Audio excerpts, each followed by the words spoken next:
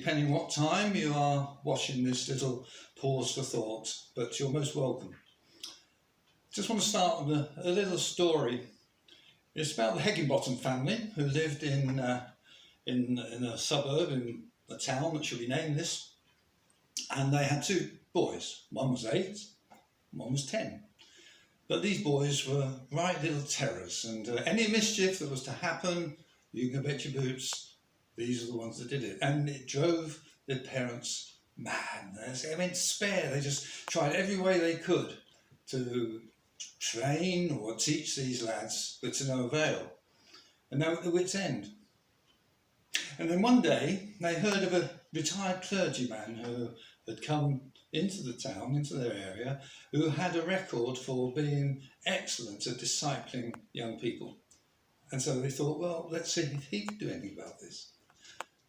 So they had a word with him, and he agreed and said, but I would like the two lads to come and see me in my house one at a time so I can speak to them individually.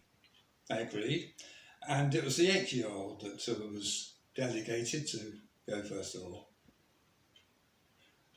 Walked into the house, the clergyman showed him into the lounge and sat him down at the table and said to him, "Where is God?"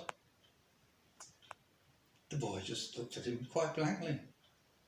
So the clergyman said, this time a little bit stronger, "Where is God?"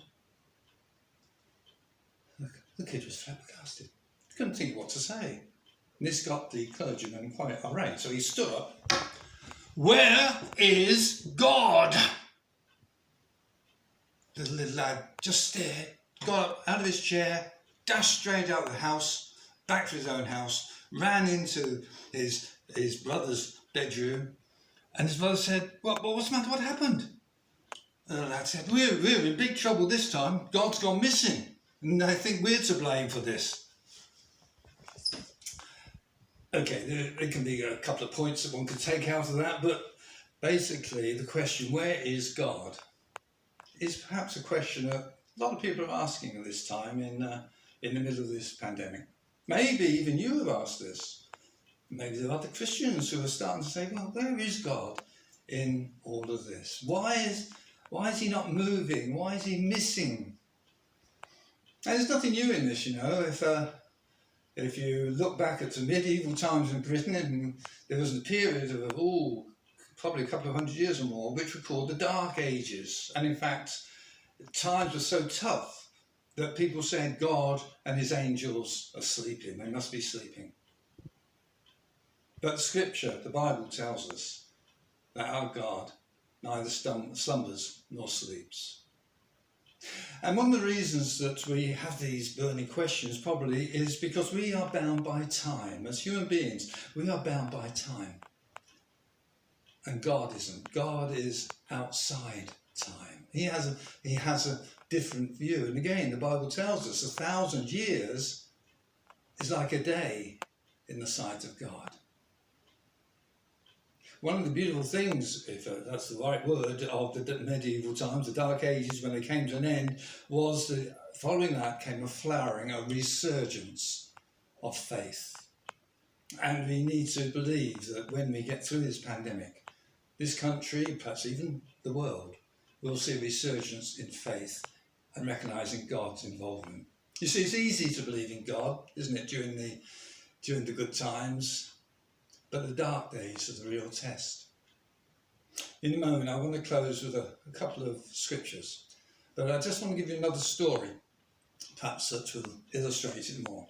It's during the war, and in a concentration camp were quite a number of prisoners, and one of them, a lot of them were Christians, but this one particular Christian prisoner really got under the skin of one of the guards. And this guard did everything he could to humiliate. He would beat him, he would give him the worst jobs ever, and all this, starve him and all this sort of thing, and the Christian just did not respond. And he got to the point where one day, when they were on parade, the prisoners were on parade, and the guard, this inhuman guard, he reached boiling points as he saw this Christian who he hated. And he found some excuse, and using the butt of his rifle, he knocked the Christian down onto the ground.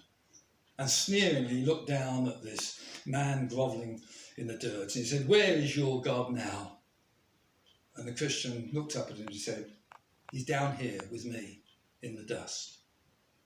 And God is with us in this time as well. It may not be apparent, and we may think he's slow moving, but God is still moving. And so I'm going to finish with a couple of scriptures. One is 2 verses from Psalm 121. And it says, "I lift up my eyes to the hills. Where does my help come from? My help comes from the Lord, the maker of heaven and earth." And the other one is from Psalm 33, verses 20 to 22. And the psalmist writes this: "We wait in hope for the Lord. He is our help and our shield. In him our hearts rejoice, for we trust in his holy name." We trust in his holy name. "May your unfailing love rest upon us, O Lord, even as we put our hope in you." Andy, our pastor, is going through a series on Thessalonians on Sundays, and I hope you watch it, and talking about trust. And we trust God in all circumstances. Thank you for watching and listening. Hope may be a little bit of help to you. God bless. Now by your grace we come.